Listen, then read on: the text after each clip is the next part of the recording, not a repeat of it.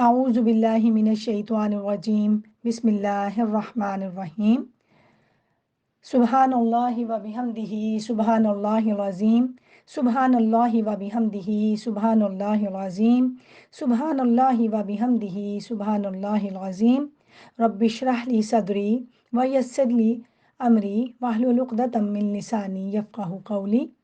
अस्सलामु अलैकुम व रहमतुल्लाहि व बरकातुहू। मेरे आज के दर्स का उन्वान है इंटीग्रेशन बज़रिया सीरत।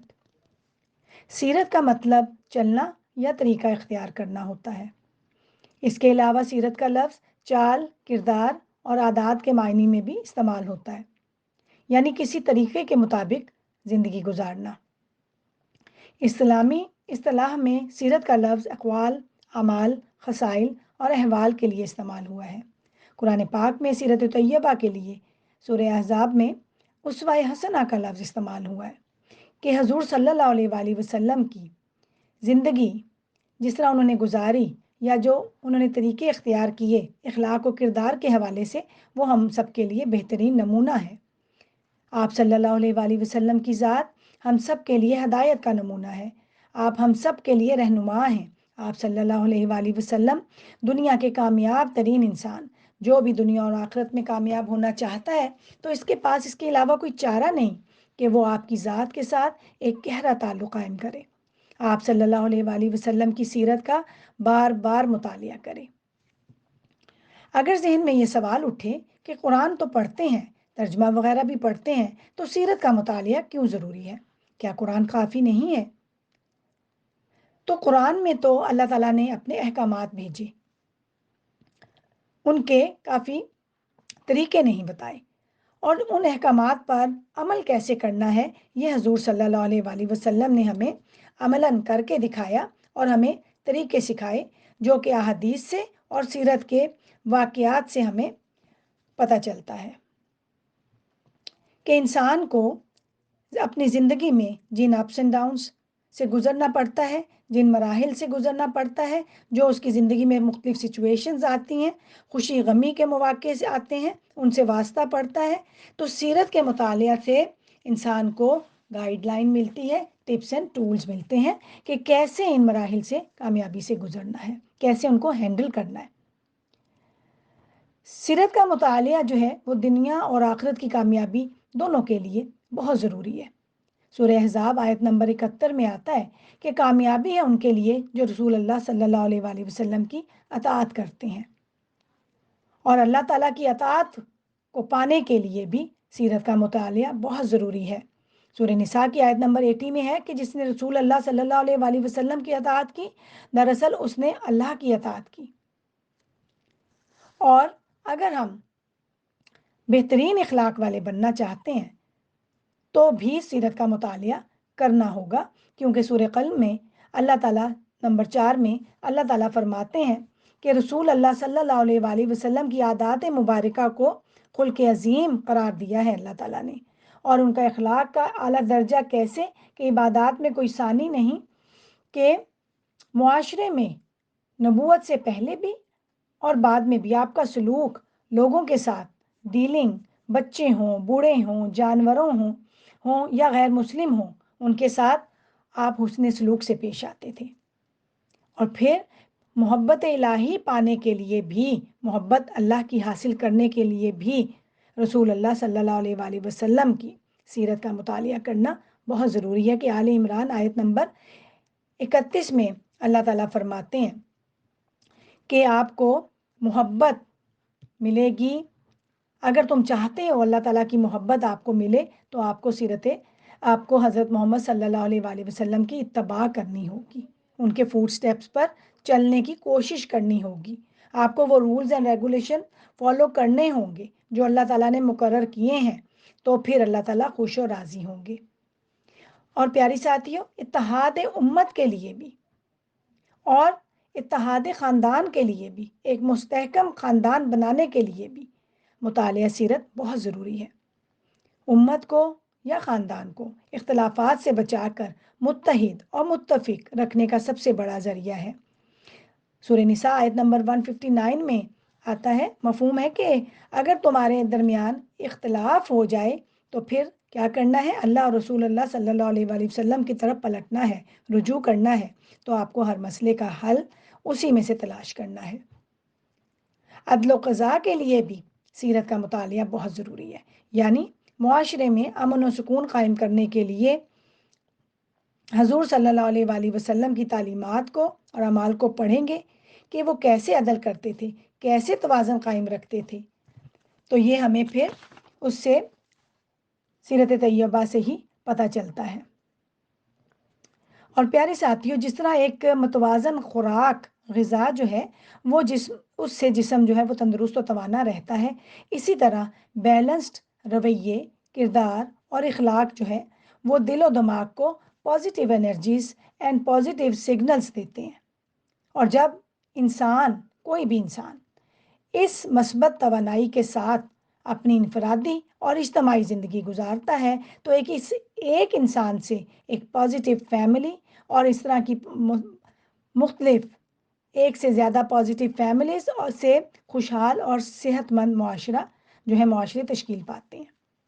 حضور صلی اللہ علیہ وآلہ وسلم جس معاشرے میں پیدا ہوئے، اس میں اور آج کے حالات میں کوئی خاص فرق نہیں ہے، لیکن آپ نے اسی معاشرے میں رہ کر چینج لے کر آئے۔ آپ نے فرد کی تربیت کر کے، بات چیت کر کے اخلاق سنوارے، پھر معاشرے کی خدمت کر کے، ان کے ساتھ رابطوں میں رہ کر لوگوں کی سوچوں کو بدلا، معاشرے میں گھل مل کر رہے، یعنی انٹیگریٹ ہوئے۔ انٹیگریشن یا سوشل انٹیگریشن کا مطلب کئی چیزوں کا ملا کر ایک کر دینا یا پھر یکجا کرنا اور گھل مل کر رہنا ہے، یعنی زیادہ مؤثر بننے کے لیے دو یا دو سے زیادہ چیزوں کو اکٹھا کرنا۔ اس پروسیس کو سوشل انٹیگریشن کہتے ہیں، جس میں مختلف لوگ ایک سوشل گروپ کے ساتھ جڑے ہوں۔ مختلف گروپس سوسائٹی میں گھل مل کر رہتے ہیں اور مکمل سوسائٹی کی شکل اختیار کرتے ہیں۔ یہ ٹرم نیو کمرز جو معاشرے میں شامل ہوتے ہیں یا پھر مائنورٹیز کے لیے یوز ہوتی ہے۔ فار ایگزامپل، اگر ہم پاکستان سے یورپ میں آئے ہیں تو ہم یہاں پر نیو کمرز ہیں، تو ہمیں ہمارے ہمسائے یا جاب پر کولیگز وغیرہ یا ہمارے بچوں کو اسکول میں دوست وغیرہ یا ٹیچرز وغیرہ صرف ہمارے ہی کلچر یا ہمارے ہی ہم زبان تو نہیں ملیں گے، تو ہمیں ڈفرینٹ کلچرز کے ساتھ ایڈجسٹ کرنا پڑتا ہے اور کرنا چاہیے بھی ہے۔ لیکن اس کا ہرگز یہ مطلب نہیں ہے کہ آپ اپنی اقدار، تہذیب، نارمز، بلیفز، اپنا تشخص، اپنی ویلیوز کو بھلا کر انٹیگریٹ ہوں، بلکہ انٹیگریٹ ہونا ہے تو اپنی اقدار کو بھی ساتھ رکھنا ہے، اپنی جڑوں کو بھی پکڑ کے رکھنا ہے اور اپنی بلیفز اور نارمز کے ساتھ، اپنے تشخص کے ساتھ، اپنی ویلیوز کے ساتھ انٹیگریٹ ہونا ہے۔ جب ہم ایک سوسائٹی کے اندر مختلف کلچرز کے ساتھ رہتے ہیں، مختلف زبانوں مذاہب موجود ہوں سوسائٹی میں، تو پھر پرامن فضا تبھی ممکن ہو سکتی ہے کہ سب کے آپس کے باہمی جو ہے تعلقات اچھے ہوں، یعنی وہ آپس میں اتفاق کے ساتھ رہیں، کسی کو نقصان نہ پہنچایا جائے، ایک دوسرے کے حقوق و فرائض کا خیال رکھا جائے اور جس سوسائٹی میں رہتے ہیں اس کے فائدہ مند شہری بنے، تبھی وہ سوسائٹی ترقی کر سکتی ہے۔ اور ہم جانتے ہیں کہ جس معاشرے میں حضرت محمد صلی اللہ علیہ وآلہ وسلم پیدا ہوئے وہ مسلم معاشرہ نہ تھا، وہاں پر بھی عقیدے کا بگاڑ اور ہر قسم کی برائی پائی جاتی تھی۔ تو آئیے ہم جانتے ہیں کہ حضور صلی اللہ علیہ وآلہ وسلم نے وہاں پر کیسے رہے، کیا حکمت عملیاں اختیار کیں اور کیا وہ طریقے اختیار کیے کہ وہاں پر رہتے ہوئے اور انہوں نے اتنا بڑا وہ وہاں پر ایک تبدیلی لے کر آئے۔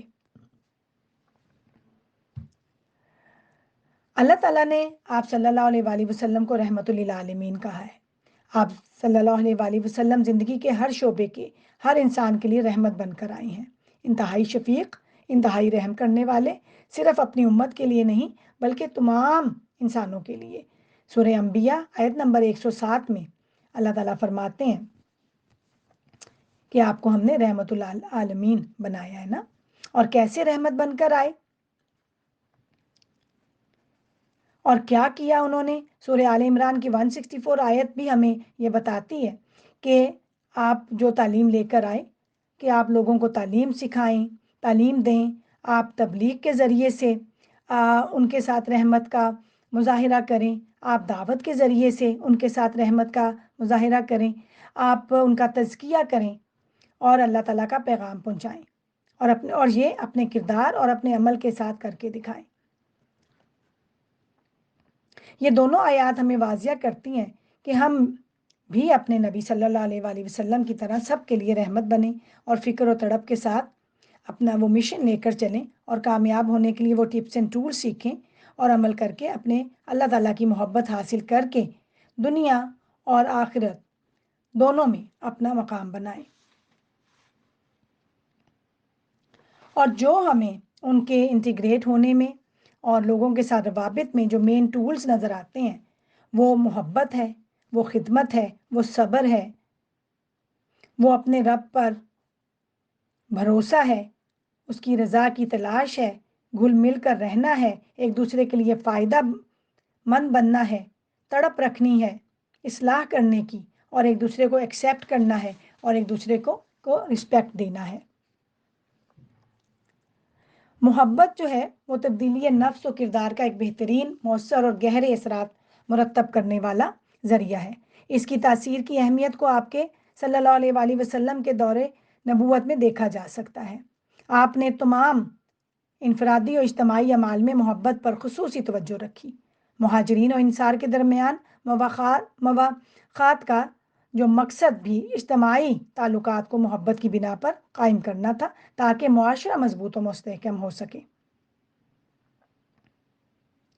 طائف کے سفر کو یاد کریں تو کہ جب مکہ سے دل برداشتہ ہوئے تو ایک امیدوں کے ساتھ طائف کا سفر شروع کیا۔ وہاں پر بھی پتھروں کی بارش نے استقبال کیا، زخموں سے چور اور لہو لہان ٹوٹا ہوا دل لے کر زندگی کا وہ سب سے زیادہ سخت دن تھا۔ اگر سارے آپ مناظر میں مختصراً یہاں پر بیان کر رہی ہوں نگاہوں میں رکھیں تو بھی اس موقع پر بھی، سخت موقع پر بھی اختیار ہوتے ہوئے حضرت محمد صلی اللہ علیہ وآلہ وسلم کیا فرماتے ہیں کہ میں مایوس نہیں ہوں، میں ان لوگوں کے لیے کیوں بد دعا کروں؟ اگر یہ لوگ اللہ پر ایمان نہیں لائے تو مجھے امید ہے کہ ان کی نسلیں ضرور ایمان لائیں گی۔ خلق خدا پر لامتناہی شفقت اور صبر و استقامت کی یہ حیرت انگیز مثال تھی۔ اپنوں سے تو سبھی محبت کرتے ہیں، دشمنوں سے کتنی محبت کرتے ہیں۔ اچھی بات کا تو سبھی اچھا جواب دیتے ہیں، کتنے ہیں جو گالیوں اور پتھروں کا جواب دعاؤں سے دیتے ہیں۔ کیا میرے اور آپ کے اندر اتنی وسعت اور محبت اور دلسوزی ہے اور صبر ہے کہ میں گالیاں کھا کر، کسی سے نقصان اٹھا کر اس کے لیے دعائیں کروں؟ کیا میں سوچتی ہوں کہ محمد صلی اللہ علیہ وآلہ وسلم کی محبت مجھ سے ایسی ہی وسعت اور محبت اور صبر کا اور درگزر کا تقاضا بھی کرتی ہے؟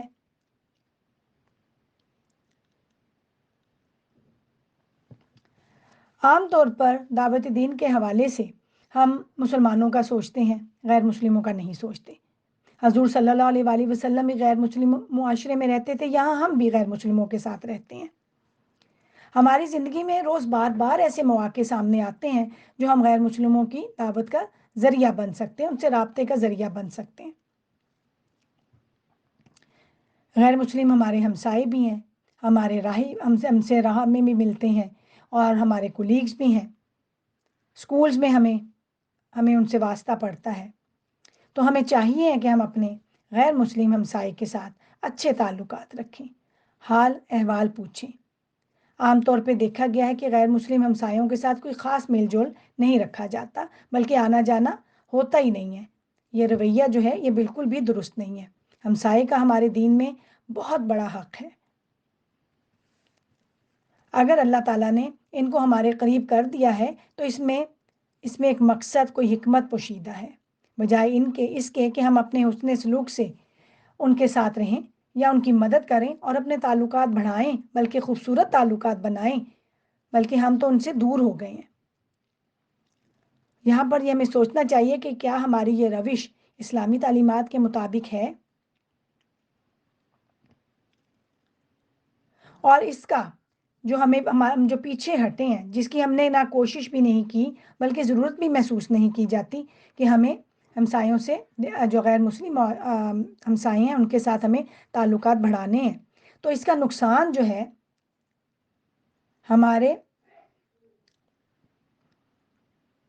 اپنے اس کا نقصان جو ہے وہ ہمیں ضرور دیکھنا چاہیے کہ اس کا نقصان ہمیں پہنچ رہا ہے، کیونکہ ہمارے پیارے نبی صلی اللہ علیہ وآلہ وسلم جو ہیں وہ کسی سے بھی نفرت نہیں کرتے تھے، بلکہ ان کی اصلاح کی فکر کرتے رہتے تھے۔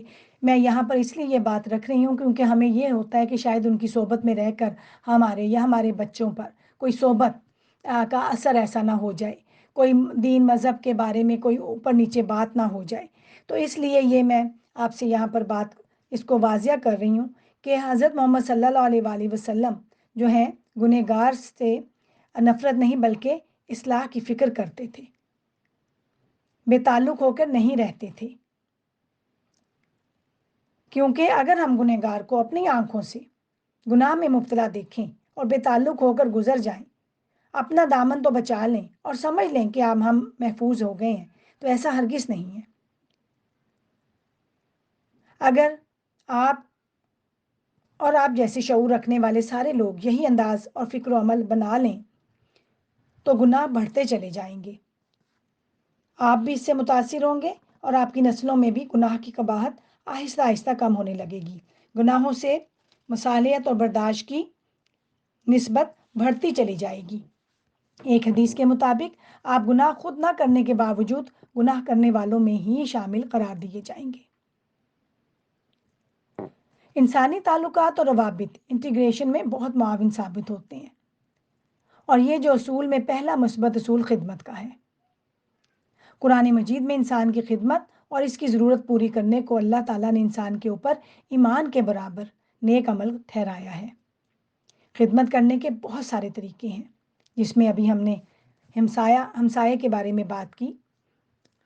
سورہ الحاقہ میں ایک گروہ کا ذکر ہے کہ ان کو جہنم میں ڈالا جائے گا کہ وہ ایمان لاتا تھا اور نہ مسکین کو کھانا کھلانے کی ترغیب دیتا تھا۔ سورہ مدثر میں بھی اسی سے ملتی جلتی ایک آیت ہے، اور اسی طرح بہت ساری بے تحاشا آیات میں قرآن پاک کی بے تحاشا آیات میں ایمان اور خدمت کو آپس میں ایک دوسرے کے ساتھ جوڑا گیا ہے۔ ان کا رشتہ اتنا گہرا قائم کرتی ہیں یہ آیات کہ بعض غیر مسلموں نے، جنہوں نے قرآن کریم کا مطالعہ کیا، یہاں تک کہہ دیا کہ قرآن مجید معاشرے کی اصلاح یعنی سوشل ریفارم کے لیے ایمان کی بنیاد پر معاشرتی تعلقات یعنی سوشل ریلیشنز کو بڑی کامیابی کے ساتھ استعمال کیا ہے۔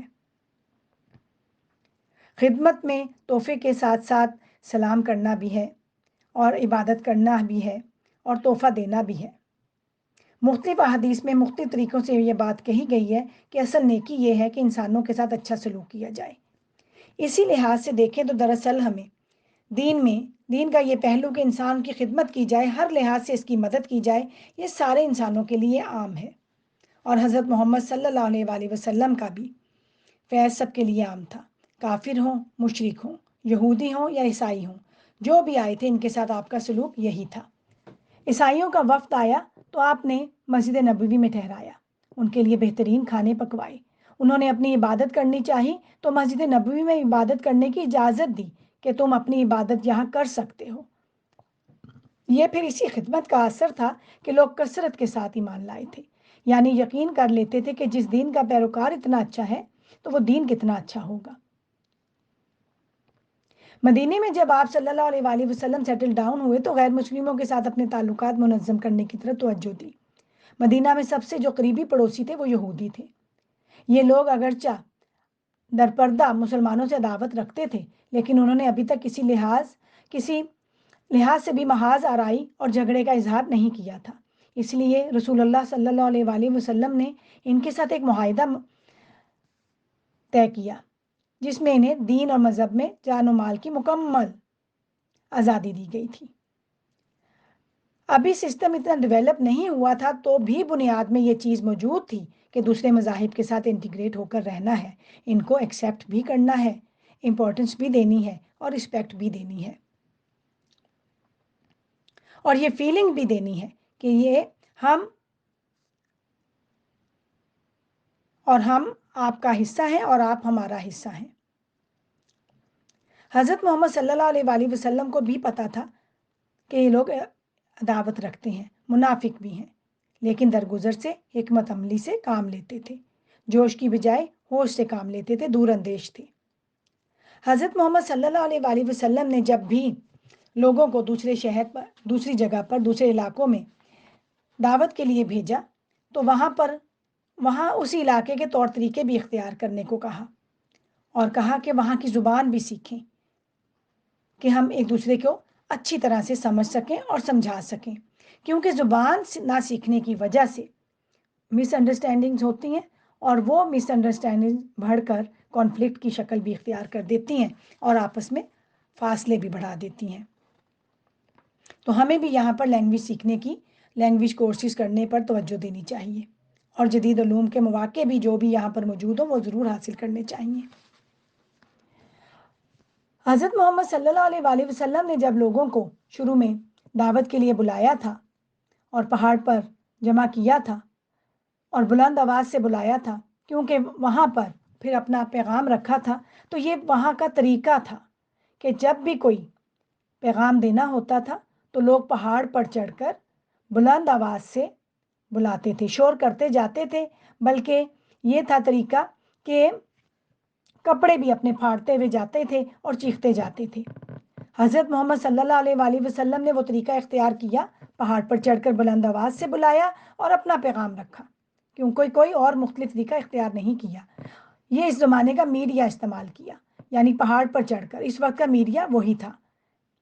لیکن حضور صلی اللہ علیہ وآلہ وسلم نے سارا کام کیا، لیکن اس کی برائی کو چھوڑ کر، اسی پہاڑ پر گئے، وہی آواز دی، لیکن برائی کو چھوڑ کر،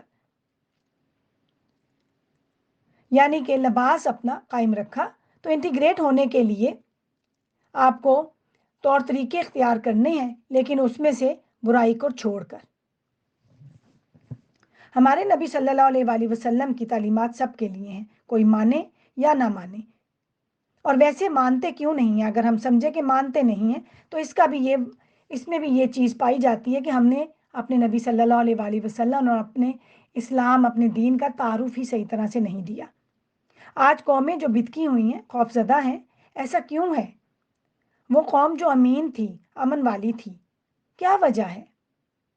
وجہ یہی ہے کہ کمیونیکیشن گیپ جو ہے وہ اس کی بہت بڑی وجہ ہے۔ اس نے جو یہ ڈسٹینس، جو فاصلہ ہمارے درمیان قائم کر دیا ہے، بڑھا دیا ہے، اس میں ڈائیلاگ کی کمی ہے۔ ہم نے بات چیت کرنا چھوڑ دی ہے۔ ہمارے نبی صلی اللہ علیہ وآلہ وسلم میلوں میں جاتے، اپنی بات رکھتے، انفرادی بھی ملاقاتیں کرتے اور اجتماعی بھی دعوتیں کرتے، خطوط بھی لکھتے، اور یہ انہی ڈائیلاگز جو ہم بھول گئے ہیں، یہی کمیونیکیشن جو ہم کرنا بھول گئے ہیں، اسی کے ذریعے سے ہم نے اپنی پہچان کروانی تھی، وہ موقع ہم گنوا رہے ہیں۔ پہچان کروانے کی وجہ سے اور انہی ڈائیلاگ کے ذریعے سے ہم نے محبت اور قوت و خدمت کے ذریعے گھلنا ملنا ہے۔ آج جو عقیدے کا بگاڑ، برائیوں کا دور دورہ، جو نقصان ہوا، وہ خود میرا بھی ہوا اور آپ کا بھی ہوا، میرے خاندان کا بھی ہوا، امت کا بھی ہوا، ساری انسانیت کا ہوا، سب کا ہوا، جبکہ ہم امت وسط، بیلنسڈ امہ، جو کہ امر بالمعروف و نہی عن المنکر کے لیے بھیجی گئی، جو بیلنس رویے رکھے گی، نہ وہ اٹیکنگ موڈ میں رہے گی اور نہ ہی وہ ڈیفینسنگ موڈ میں رہے گی، بلکہ اعتدال کے ساتھ بیلنس ہو کے انٹیگریٹ ہوگی، محبت کرے گی، خدمت کرے گی۔ ہمارے نبی صلی اللہ علیہ وآلہ وسلم نے ماحول کو بھی بڑا صاف رکھا، راستوں کو صاف رکھنے پہ بڑی توجہ بھی رکھی۔ پیارے ساتھیوں، راستے سڑکوں والے ہوں یا باہمی روابط کے لیے بنے ہوں یا دلوں تک جانے والے ہوں، اس کو صاف رکھنا چاہیے، گند سے صاف رکھنا چاہیے، گندی سوچ سے صاف رکھنا چاہیے، گندے عمل سے صاف رکھنا چاہیے، گندی زبان سے صاف رکھنا چاہیے۔ الحمدللہ ہم خیال رکھتے ہیں، لیکن دوسرے معاشرے میں رہتے ہوئے مزید بہتری اور کانشیس ہونے کی ضرورت ہے۔ ہم بھی یہ فیلنگ دیں کہ ہم اس کا حصہ ہیں اور مفید شہری ہیں، فائدہ مند ہیں، نظاموں کو خراب نہ کرنے والے ہیں، مس یوز نہ کرنے والے ہیں۔ نہ ہم نظاموں کو خراب کریں بلکہ اس کی بہتری کے لیے فکریں کریں، اس کو مس یوز نہ کریں بلکہ ان کو ایکسیپٹ کریں، اس کی رسپیکٹ کریں، ان کے خلاف باتیں نہ کریں، اختلافات میں نہ پڑیں، اپنی پہچان، اپنی ویلیوز، اپنی اقدار کو رکھتے ہوئے انٹیگریٹ ہوں، کامن بیسس پہ بات کریں۔ پہلی بات تو یہ ہے کہ اللہ تعالیٰ سے محبت کے سبب ہمارے مشترکہ ورثے میں سب سے بلند، سب سے اعلیٰ قدر ایک دوسرے کا احترام اور اس کی مخلوق کا احترام ہے۔ اللہ تعالیٰ کی پیدا کردہ تمام مخلوق اور ماحول کا احترام در حقیقت میں اللہ تعالیٰ کے احترام اور اکرام کا اظہار ہے۔ ہمارے عقائد اور ہماری اقدار امن کا مطالبہ کرتی ہیں، فساد کا نہیں کرتی۔ ہمارے درمیان اس انسانی کمزوری کی موجودگی کا امکان ہے کہ ہم ایک دوسرے سے آگے بڑھنے کی کوشش کی جائے اور ایک دوسرے پر تنقید کی جائے، لیکن ایمان رکھنے والی قوموں کی حیثیت سے ایمان ہم سے باہمی احترام اور مفاہمت سے بڑھ کر اقدامات کا مطالبہ کرتا ہے، اور وہ اقدامات ہمارے نبی صلی اللہ علیہ وآلہ وسلم کی سیرت کے مطالعے سے معلوم ہوتی ہیں۔ آخر میں ان سوالات کے ساتھ بات ختم کروں گی کہ سیرت نبی کا بنیادی مقصد کیا ہے؟ کیا میں نے آج سمجھ لیا ہے؟ میرا عمل مجھے کیا تصویر دکھا رہا ہے؟ سیرہ کی اہمیت کو آج میں نے سمجھا، اپنے عمل کے لیے کیا نقطہ چنا، اور یہاں یورپ میں رہتے ہوئے غیر مسلموں کے ساتھ میرا رویہ کیسا ہے؟ کیا ہماری خدمت کے دائرے میں، میری خدمت کے دائرے میں غیر مسلم بھی آتے ہیں؟ کیا میں نے مفید شہری بننے کا سوچ لیا ہے؟ کیا میں نے سوچ لیا ہے کہ میں اپنے ارد گرد کے ماحول کو خوبصورت اور دوستانہ بنانے میں، پرامن بنانے کے لیے، انٹیگریٹ ہونے کے لیے کچھ پلان کرنے کی کوشش کروں گی، اور اس ملک میں رہتے ہوئے خواتین کی نمائندگی کرتے ہوئے، مسلمان خواتین کی نمائندگی کرتے ہوئے یہاں کے قوانین کی پاسداری ایمانداری سے کروں گی، اور مفید شہری بن کے معاشرے کی ترقی میں حصہ ڈالوں گی۔ وآخر دعوانا ان الحمد للہ رب العالمین۔ السلام علیکم ورحمۃ اللہ وبرکاتہ۔